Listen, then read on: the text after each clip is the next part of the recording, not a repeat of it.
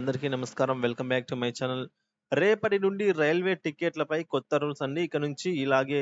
Railway మనకు ఎప్పటినుంచో కొత్త రూల్స్ అయితే ఎప్పటికప్పుడు తీసుకొస్తూనే ఉంటుంది. సో, రేపటి నుంచి ఖచ్చితంగా ఈ రూల్స్‌నైతే అమలయ్యేలా చూడాలని రైల్వే శాఖ నిర్ణయం తీసుకుందండి. ఆ రూల్స్ ఏంటి అన్న పూర్తి వివరాలైతే ఈ వీడియోలో తెలుసుకోబోతున్నాం. వీడియోని ఎక్కడ గాని స్కిప్ చేయకుండా ఎండ్ వరకు చూడండి. అప్పుడే పూర్తి ఇన్ఫర్మేషన్ అర్థమవుతుంది. అలాగే వీడియో చూస్తున్నవారు వీడియోకి ఒక లైక్ చేయండి ఫ్రెండ్స్. కొత్తగా మన ఛానెల్ ఎవరైనా చూస్తున్నట్టే సబ్స్క్రైబ్ చేసుకున్నట్టయితే మన ఛానెల్‌ని సబ్స్క్రైబ్ చేసుకోండి. దీని ద్వారా నేను చేసే లేటెస్ట్ వీడియోస్ మీ వరకు రీచ్ అవుతాయి. ఇంకా ఆలస్యం చేయకుండా మనం వీడియోలోకైతే వెళ్ళిపోదాము. ఫ్రెండ్స్ ఇక విషయానికొచ్చినట్లయితే దేశవ్యాప్తంగా రైలు టికెట్లు తీసుకునే వారికి పాత నిబంధనలే అమల్లోకి వచ్చాయండి.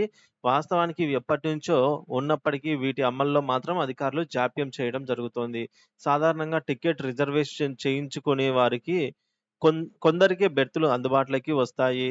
మిగతా వారందరికీ వెయిటింగ్ లిస్ట్ వస్తుంది. అయినప్పటికీ ప్రయాణం చేసే రోజుకు బెర్త్ దొరుకుతుంది కదా అనే నమ్మకంతో చాలామంది వెయిటింగ్ లిస్ట్ టికెట్లు తీసుకుంటారు. ప్రయాణించే రోజుకు మాత్రం ఆహ్, బెర్త్ రానప్పటికి గూడా రిజర్వేషన్ బోగీలోనే అయితే ప్రయాణం చేస్తూ ఉంటారు.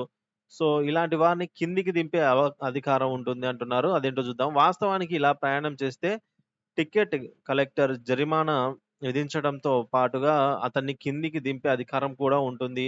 వెయిటింగ్ లిస్ట్ టికెట్‌తో ఏసీ బోగీలో ప్రయాణం చేయకూడదనే నిబంధన ఉంది. దీన్నిప్పుడు కఠినంగా అమలు చేయబోతున్నారు. రైల్వే నుంచి దీనిపై త్వరలోనే అధికారిక ప్రకటన కూడా రానుంది. దీనివల్ల వెయిటింగ్ లిస్ట్ టికెట్లపై ప్రయాణించే ఎంతో మందిపై అయితే ప్రభావం చూపనుంది. అధికారుల నిర్లక్ష్యము, ఆన్‌లైన్‌లో టికెట్ తీసుకునే వెయిటింగ్ లిస్ట్ టికెట్లపై ఆంక్షలు విధిస్తున్నారు. దీనిపై రైల్వే అధికారులు మాట్లాడుతూ ఈ నిబంధనలు కొన్ని దశాబ్దాల నుంచి అమలవుతోందని, అయితే ఎవరూ పాటించలేదన్నారు. ఇక నుంచి వెయిటింగ్ లిస్ట్ టికెట్‌తో రిజర్వ్డ్ బోగీలో ప్రయాణిస్తే గనక రూ. 440 జరిమానా విధించబోతున్నారు. రైలు నుంచి దించటం లేదంటే జనరల్ బోగికి పంపించే అధికారం టికెట్ కలెక్టర్‌కు ఉంటుంది. అంతేకాకుండా చాలామంది జనరల్ టికెట్ తీసుకొని రిజర్వేషన్ బోగీలో ఎక్కుతారు.